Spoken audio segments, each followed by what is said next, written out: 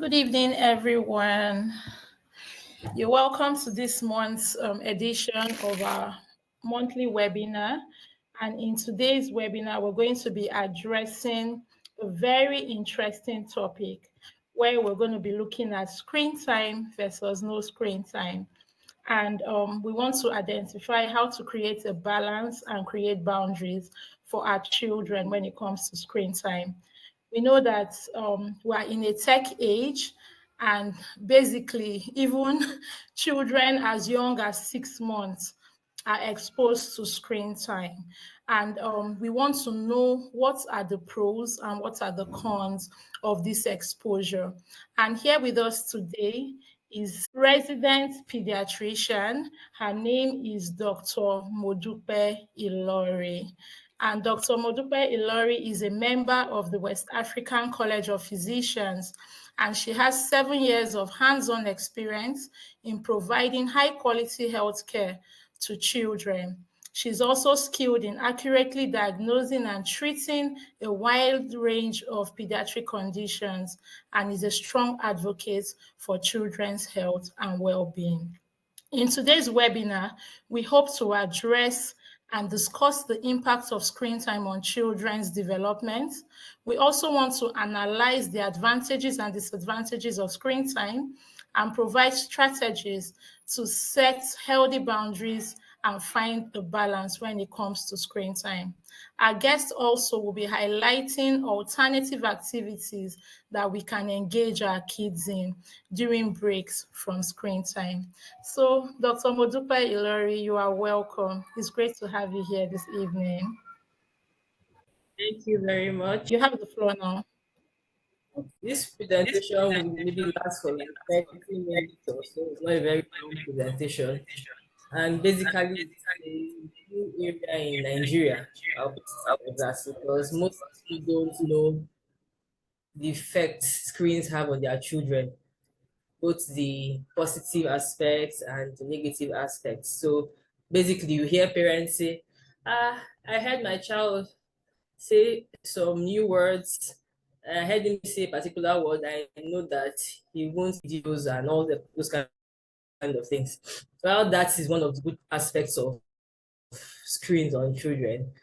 There are still a lot of drawbacks on allowing children use screens for too long.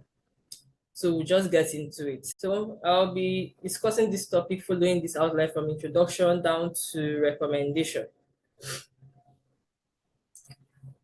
So basically, screens have been in existence since the 19th century. So I know Nigeria usually last to catch up on technology most times, but they've progressed from the cinemas that usually use power projectors, let me put it that way. So now everything is now on our phones. So we can access videos on our phones, we can read documents on our phones, media, movies, cartoons, and all that. And initially, screens were mainly for entertainment, but now the screens are used for different things, including this presentation I'm doing, also screen. So the question now arises is how much screen is too much for a child? This is a picture of the projector I talked about in the 19th century. So people will go to the cinema and then this is projected and then they watch the screen. And this is a modern day screen, our handheld devices, our mobile phones. And you can see that even children, both the very small baby on our right and the boy on our left, are using mobile devices. So we'll look at some terms. Screen time. What is screen time? Is defined as the duration spent with any screen, whether it's a television, computer, games, video games, smartphones, tablets, name it. And what is digital media? It includes all content that's transmitted over the internet or computer networks on all devices, which also includes our mobile devices, our tablets, now even our smart TVs. and digital media literacy, the ability to critically, effectively, and responsibly assess, use and understand and engage with media of all kinds. So this is where the problem comes with the children. At different age groups, some age groups can't really understand what they watch on TV. They can't process it, they can't interact with it, and so it may affect their social development. So concerning screen time, a survey done in the US, I would say that at this point that most of the information I got were from the American Association of Pediatricians and Canadian Association of Pediatricians. Studies in Africa concerning screen time are very limited. I saw some works in South Africa, but the findings are similar to what was found in the US. So I decided not to use it. So in 2020, a survey that was done in the US showed that almost 39% of parents said their TV usually always on. About 29% said it's almost of the time, and then 10% said most likely always on or sometimes on. In households also, it was also found that young children consistently watch far more TV than other children of their age. That was also from the study done. And then also another study in the US showed that most 2-year-olds use a digital device daily, and 9 out of every children were introduced to a device before their first birthday. In Canada, it was said that by the age of 2, only 15% that all children in Canada were exposed to screens by the age of 2, and only 15% of Canadian children were exposed to TV by age 3 to 4, and met the 1 hour the guideline of less than 1 hour a day.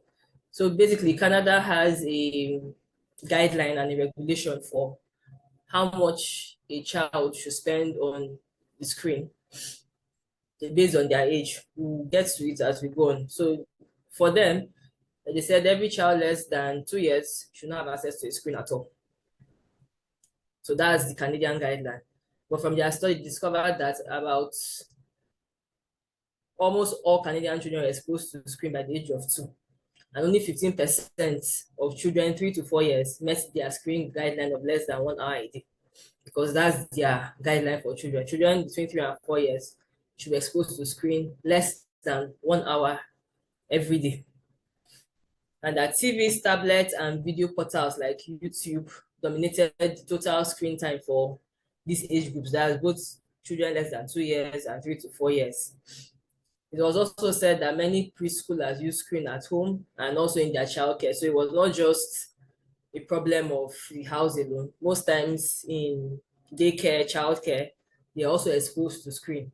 And we also see that even in Nigeria, I don't know about where you guys are, but currently where I am in Benin, most pre-KG, preschool, pre-KG classes, daycare classes, have very large screens in their class for learning, for singing and all that. And currently I run a clinic in neurology as a resident, and I got to realize that most children were exposed to screen even before their 2 years. And someone made the comment that it used to be like that when we were growing up. So what is now happening? Why is everybody now saying you must use a TV in their pre-KG classes, and then for secondary school, most times they don't even give them, nobody copies notes again. They send their notes to their parents' phones at home, where they sit down to read, do their assignments, and submit online. And I was asking, is that really the best? So we'll look at the child development and screen time. From research, it was shown that children younger than 2 years need hands-on exploration and social interaction with their caregivers to develop their cognitive, language, motor, and social emotional skills. Meaning, if you notice, when the child starts crawling they tend to start picking up things to put in their mouths, even when it's not edible. That's the way children. Okay. So let's type that in the comment section. Our guest just contacted me. She'll be joining in soon. She's having some network issues. So, like I was saying, um, if you notice, if you have children, you notice that when they start crawling, they tend to put things. Once you put anything in their hand, it goes straight to their mouth, whether it's edible or not. I said that's because that's how children learn how to understand their environment by tasting, touching, and all that. So, also due to their immature symbolic memory and attention skills, infants and toddlers are children that are 2 years or less than 2 years, cannot learn from the traditional digital media as they do from interaction with their caregivers. So basically, they need that interaction with their parents or their older siblings to be able to develop some skills, language, motor, and emotional skills, which they can't get from just watching a movie or watching TV. So basically, what is advocated is if a child should watch TV, it should be with their parents so that parents can explain what is happening and what this does not mean, because they can't really interact with the screen. They can't transfer what they see in their screen to the real life situation, basically. So they see a movie or a cartoon, they've watched it, and they can't really translate what they've watched to their real life situation. So unlike adults that watch a drama and can say, okay, this is the moral of the lesson, and this is what I should do, this is what I shouldn't do. Most children cannot do that. So the chief factor that facilitates toddlers from learning from social media or commercial media and starting around 15 months of age is that the parents watch with them and try to explain to them what is happening on the screen. That's how they learn. So screens or no screens. Um, Different studies have different opinions about the effectiveness of screen use in children.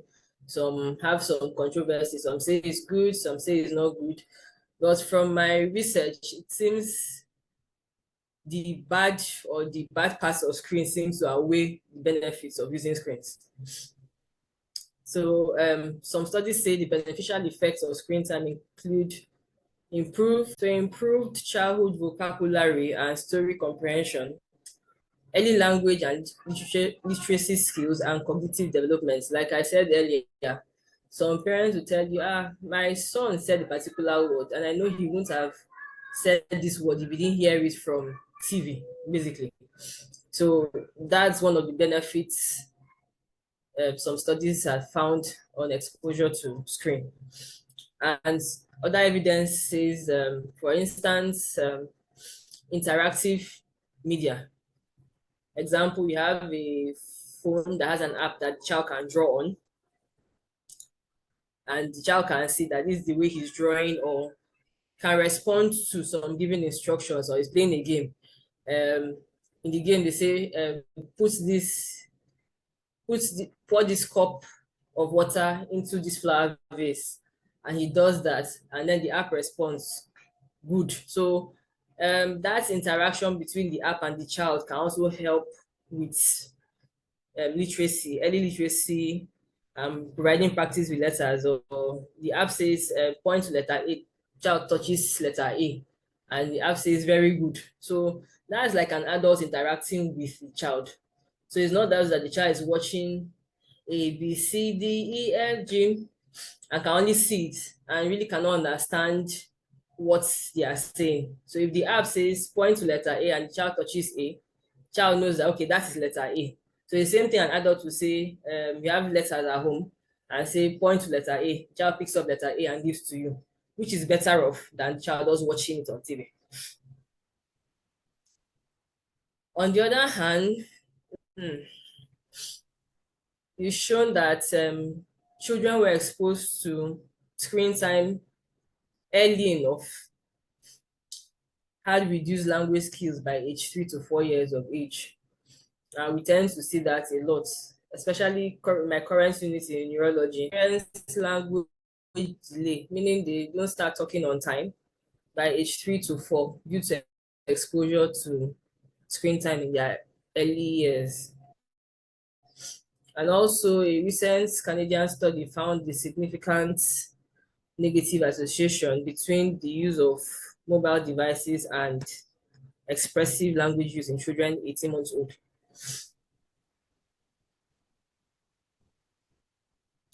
There's also evidence of an association between screen time and attention difficulties, but there's a mixed response or mixed finding from the study. While some say that the cumulative media use is related to exposure to multiple media forms with decreasing focus attention in toddlerhood. Some others say no, okay, that it helps them focus more. So there's mixed finding concerning the use of screen time and attention. Some say yes, it does not allow them develop attention early. Some others say it does. And focus attention is considered foundational for development of executive function abilities in later childhood. So basically, if exposure to screen time affects attention, is eventually going to affect the development of executive function in later childhood. And this is what we mean by executive function. So impulse control, meaning you don't just act on impulse, you think before acting. Emotional control. You don't always have to cry because you don't have something. Now, I'm not talking for older children. You can talk about it, you can say a reason why you want it. And mommy doesn't want to give it to you, and she will tell you why she doesn't want to give it to you. So you should be able to, an older child should be able to understand that. Was it said that for children who are exposed to screen time early enough in childhood, lack the ability for emotional control.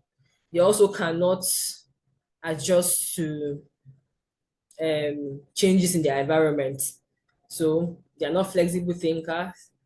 They don't have a working memory, meaning you're trying to do something, you need a plan in mind to be able to carry out a task. And that plan has to be in mind while you're carrying out that task. So most children that were exposed to screen time early can really not do that. Also organization, meaning keeping track of things that physically or mentally. So let's say in my house, I've arranged everything. I should know where I kept everything, basically. So I will start looking for, I arranged the house. Where did I keep my pen? Where did I keep my toothbrush? Where did I keep my shoe? Task initiation is also another executive function, meaning I have a goal. I can plan on steps to take to reach that goal. Then prioritizing and planning. Yes, which of these my plans am I going to carry out first? And also self-monitoring and do a self-reflection on how well you've done this year, how well I've done this month. So these are basically what we call executive function. So if children are exposed to screen early and they don't develop their attention skills on time, it leads to a poor development in the executive function.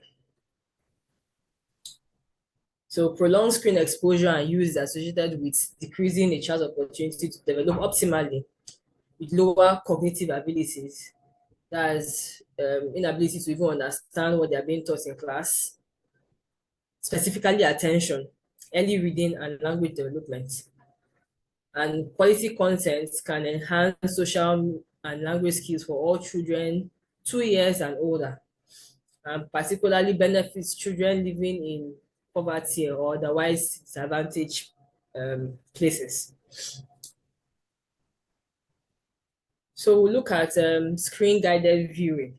I titled this screen guided viewing because it's like a mixture of recommendation or guidelines on how children should use their screen, or how parents should let children use screen. So screen time for children younger than 2 years is not recommended at all. So for every child less than 2 years, no screens. The only screen that is allowed is video chatting with maybe their parents. Let's say their dad is not around, do a video call, say, come and say hello to daddy. That's fine. But outside that, it's not recommended that any child less than 2 years should have access to a screen of whatever kind. TV, computer games, phones. And there's no evidence to support introducing technology at an early age has an advantage over introducing technology later. So for children 2 to 5 years, you limit their screen time and or sedentary screen time to about 1 hour or less than 1 hour per day. That's the recommendation. So it's recommended that children 2 to 5 years should be involved in more of playing, painting, coloring, building Legos, drawing, anything they want to do, crafts, than sitting down to watch TV for more than an hour a day. So this next bullet is just a repetition. So any child less than 5 years should not have a sedentary screen time of less than 1 hour in a day. So and parents should inculcate the habits of screen-free times. Example, you sit down on the dining table and you're eating and the father is pressing his phone, mother is pressing his phone. That is not encouraged at all. At those times, children should learn that it's family time, it's time to interact, it's time to bond. So at that point, no screens. In fact, it's even advised that parents put their phones on do not disturb mode during meal time or family time, so that children learn that early. So like I said earlier, parents should be engaged when their children are watching TV. So it's called co-viewing. Basically, the parents watches the cartoon with the child and tries to explain to the child what is going on so they can fully understand what they are watching.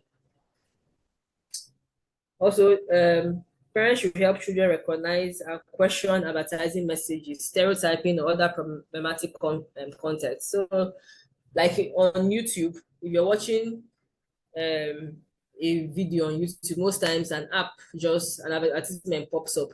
Children can't most times differentiate between the cartoon they're watching and the advertisement that has come up.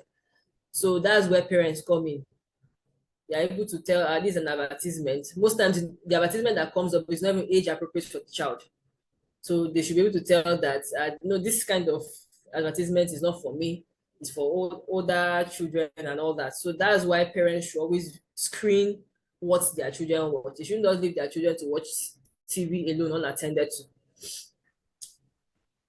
So and parents should be aware of content and prioritize educational, age-appropriate, and interactive programming. Like I said earlier, yes, letters A, yeah, singing A, B, C, D, E, F, G. So those kind of educational programs are what children should be exposed to, not necessarily cartoons all the time or video games. So preferably educational videos and age-appropriate videos for the age of the child. So we encourage the use of screens for creative activities such as drawing over passive viewing. I've also mentioned that before. So if a child has a tab that allows him to draw, make circles, draw a triangle, draw a square, it's better than watching a cartoon. So, and parents should also develop strategies that support self-regulation skills in children without relying on screen-based media. Basically, what this says is, you hear parents say, my child was disturbing me too much, so I gave him the phone so he doesn't disturb again. So the phone now becomes a self-regulating device. That's what it now becomes. And the child gets used to that, which does not help the child's self-regulation in the future. So parents are advised to look for other ways to engage the child instead of just looking for the easy way out, which is giving them the phones to play with. It's not the best for any child.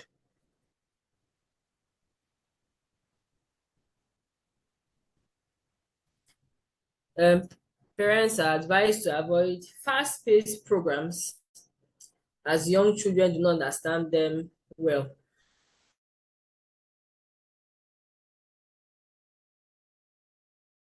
So fast-paced programs like all these action movies, basically that's the only one that can come to mind right now. Like action movies, some children might not really understand what is going on, and then avoid YouTube videos that have a lot of distractions.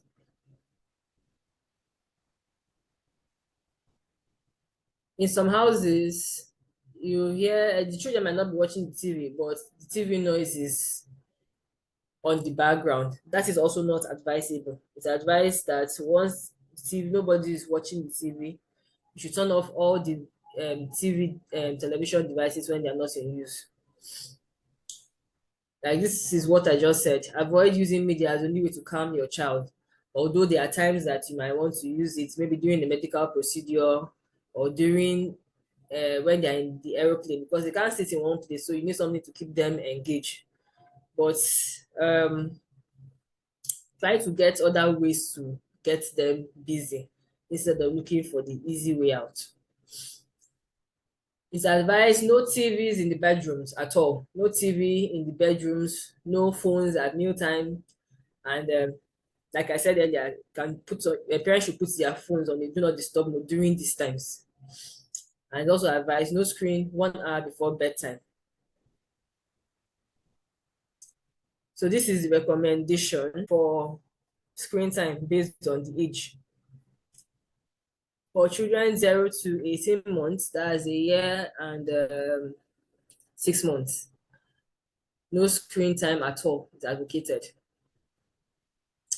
For children from 18 months to about 2 years, the screen time should be limited to less than 1 hour. And that less than 1 hour, they are viewing their programs with an adult who is going to explain to them what they are watching, and preferably educational videos.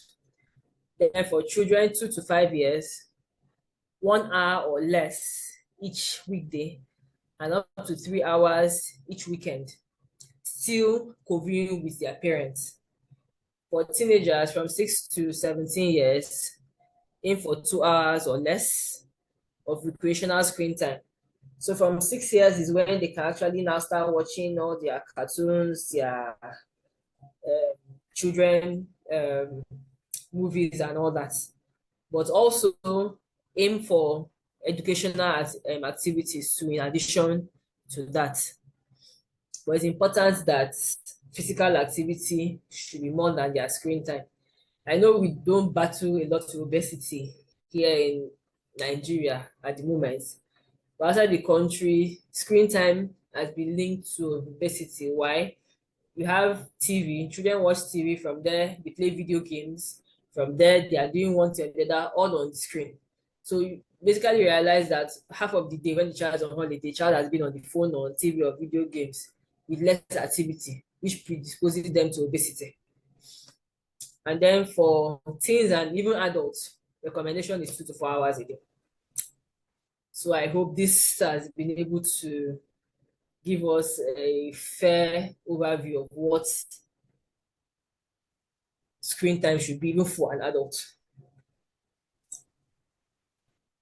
So what can be done in place of screen? Can I get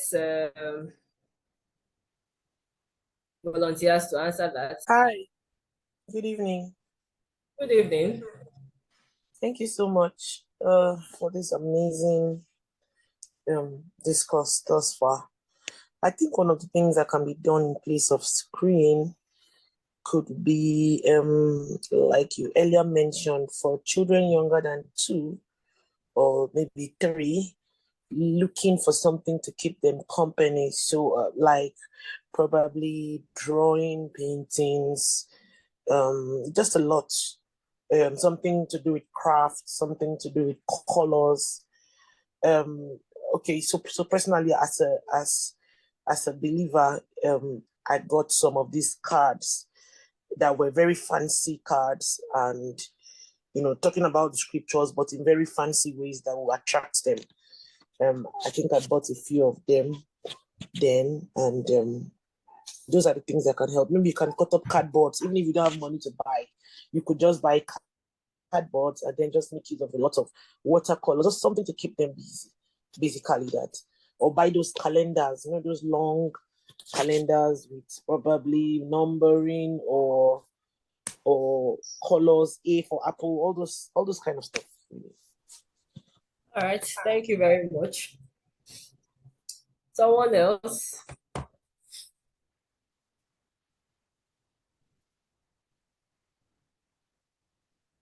What if you have a child that is about 6 years? What can be done in place of screen, apart from what she mentioned? Okay, for someone at about 6 years old, I would say maybe some form of extracurricular activities, basically. I know most schools adopt that. So some form of, based on the child's interest, exposing the child to extracurricular activities, maybe swimming, chess club, something that will just make the child interact more with other kids and their environment, and also be physically active. All right, thank you very much. So my suggestions, this is what I could come up with. Read a storybook, play with toys, drawing and coloring. Puzzle books are still available. And as Dr. Wimmer said, engage in chess club, swimming. There are a lot of things children can engage in. Scrabble. I learned how to crochet as a child. So there are a lot of things they can get engaged in. And I'm sure by the time they are done, nobody will have time to watch movies or watch a cartoon because they'll be so exhausted and tired. So thank you very much. Wow, thank you, Dr. Modupe. Thanks for this wonderful presentation. Please, can we give her a round of applause in the comments? Please, let's just appreciate her. And also, it's time for questions. If you have any questions, please, it's time to ask your questions. Also, it's time for us to share experiences, like as women, as mothers, depending on the age of your kids. What challenges do you face, or what experiences do you have when it comes to screen time and managing screen time and setting boundaries? So I have something to share, Doc, if you Okay, don't mind. yeah, you can go on, Okaha, yeah. All right. Thank you again to our amazing speaker for today. This has actually been like a burden in my heart because, as parents, we don't get it right all the time. Now, I shared what I shared because I was really deliberate with my children. My son turns 11 next month, October. My daughter is already 9. Now, when they were so much younger, because they're just 1 year and 9 months apart, I was deliberate, getting those flashcards and all of that. Things were not, the way they are, that you could buy them easily, maybe online and all that. And then of course, we are both busy. I have a busy husband. I have had a very busy schedule over the years. And sometime in 2000, I think 17 or so, say 17, 18-ish, their dad got them iPads because my husband is an IT person. So he got them iPads. And, being an IT person, he was able to, he assured me, because those are the words I use now, and I use them very loosely, not because it was any fault of his, but I just trusted that, okay, you are a professional, you would know what to do. So he got them iPads, and then he installed a lot of good stuff. By this 2018, 2019, they were probably around that kind, 6, 7-ish, or yeah, 5, 6 plus sort of. And so they've had devices since then, but we were regulating. Okay, so by this time, most of the times, in fact, most school days, they don't have any device up until probably weekends.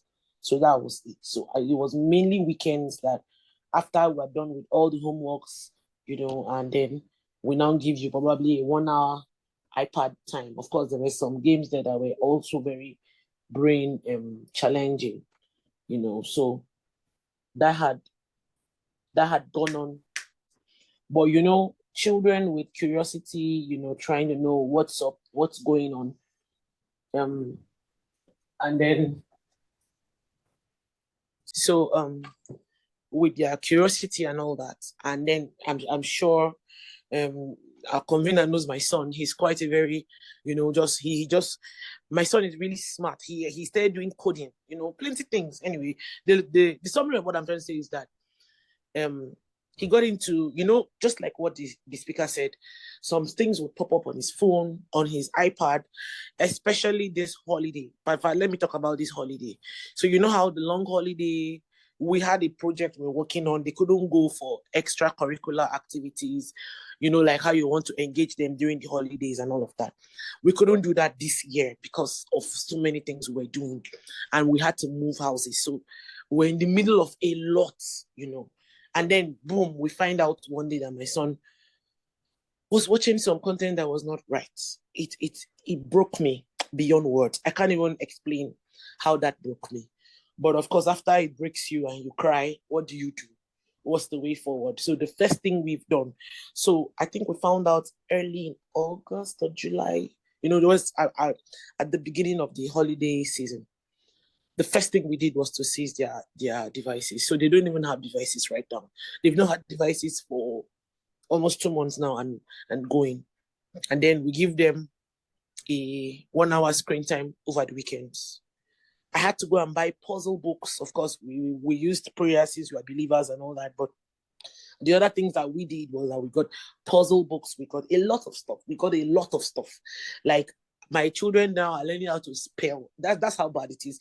They are almost 11 and now 9. But I don't even care right now because I'm like, what can I do to engage these children and make them not put all their minds on these devices? The devices are good. I'm trying to say that devices are good, but we need to pay extra attention. So yeah, we probably slept because we were so busy trying to move houses. There was a lot going on, between my husband and I. So we didn't even pay attention up until, I just think it was God just calling our attention back to what was happening with our children. And I really thank God for that. So I just wanted to say that it's and that this kind of teaching should not stop, because now we have to be more deliberate. I don't even want to go into, my son knew all our passwords, knew the Wi-Fi password. We have a Wi-Fi at home. He knows a lot of stuff. I see he's going down the road like his father is, but like I had the conversation with my husband and I said we need to guide him properly so that he will not crash, So I want to thank a convener and everyone for the opportunity, because this has really opened my eyes, and I don't have any child that's below 2 right now, in my custody. So I have to think up more methods and more ways. And I thank God because they are responding. We had to invest a lot of money to buy a lot of things just to take their attention out of the devices. And then weekends like today, they have 1 hour screen time. It's almost time for their bed. After bed, after like 7:30, it's time for bed. We just place them on a tight schedule, so that they would be able to adjust. And I think it has worked so far. Thank you. Yeah, thank you, Okas, for sharing your experience. I know recently I also discovered this app, like they call it Family Link. For those who's maybe they open like a Gmail account for their kids, it's possible to have download this Family Link. I think that's what it's called. We know it. Yeah. Yeah, so you can control when the screen comes on and when the screen goes off, and before the child can download something, you have to get the permission of the parents and put in the password, something like that. So if we also have such experiences on what we can do to control screen time for our kids, please let's share. I can see Opeyemi's hand up. You have the floor, Opeyemi. Yeah, thank you. Good evening, everyone. This is a very wonderful topic. thanks to you, Onyeme, for this topic, and thanks to the speaker. You really shed a lot of light. Personally, although my kids are not that old yet, one thing I do and I advise people to do is don't give them devices with internet access. Don't. If at all you want to give them devices with internet access, then you should be available and around. Like, you should not just be around, but you should be able to go through what they are, as in to monitor, supervise physically what they are doing on that screen, because definitely ads will pop up. Now, I don't even advise children going to YouTube. My children don't go to YouTube. I learned how to download YouTube videos in a way that I can send to other people. You get, sometimes there are some short courses you do 1,000, 2,000. You learn how to download these things. Once you have the skill, you have it. You get, you download those videos before and you must have watched them. Whenever I'm a bit less busy, even sometimes in the office while doing something, I'll be listening to or watching those videos.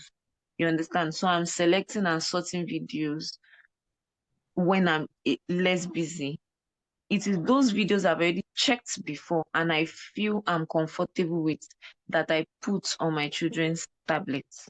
Also for applications, I don't just see ads and say, this one is ABC, let me put it. No, I go through it. I still try to practice using that application and see, is this what is appropriate for my child?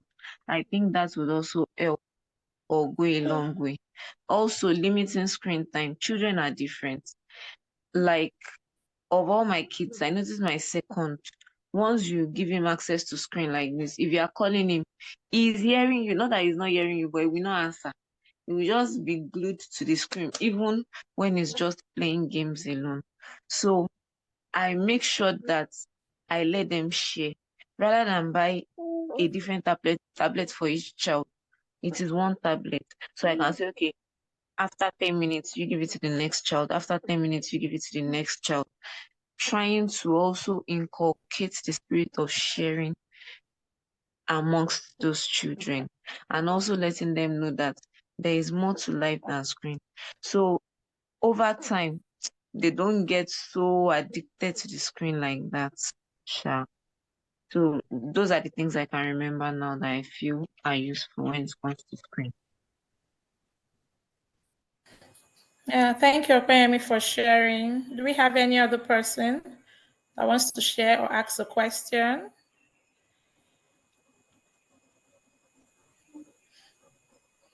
Okay, I want to hear from people that haven't spoken. Just tell me one key takeaway from this session. Please, you could unmute or you could type in the comments. One key takeaway from today's session. One thing you've resolved that you're going to do from this session that you've learned. Basically, for me, is to get more alternative. I've gotten more ideas about the flashcards, the puzzles. So I'm going to do that. I'm going to get more hands-on activities for my kids. Okay, Chika, I can see your hand up. Chika Yakubu, you have the floor. Okay. I'm happy I was able to make it for this meeting. I just got the link this evening and I had to clock in. So grateful I made it. So one thing I just want to say is as parents, it's very important to live by example. Yeah, okay. Everything that I've said here actually resonates with me, and I kind of really appreciate them. But I just want a personal experience though. My son is about he's 3 years. But one thing I'm very conscious about is it. Can you hear me, please? Yes, we can. Yes. Okay.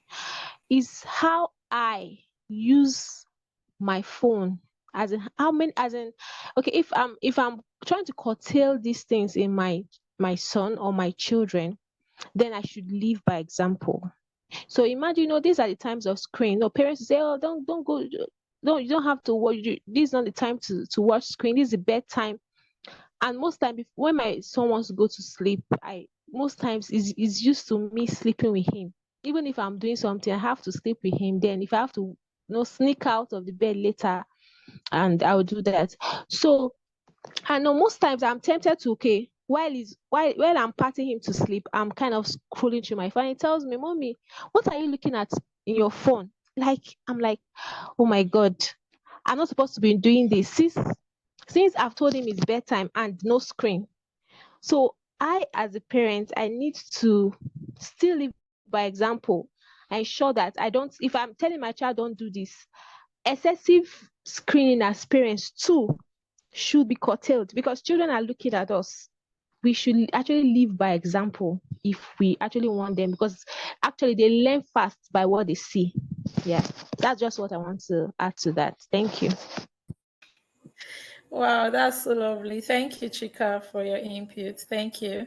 Any other one? We're rounding up very soon. Thank you so much, Dr. Modupe. We really appreciate the insights you've shared. Thank you, everyone, for also participating, sharing your ideas, your contributions, your personal stories. We appreciate you. And from Akan, my key takeaway is engage them with extracurricular activities. Thank you for that. So the replay of this webinar will be available. The link will be made available so you could listen to it again, and you could also share with as many people that need to hear this. Thank you everyone for joining in tonight. Wishing you all a good night rest and a lovely week ahead.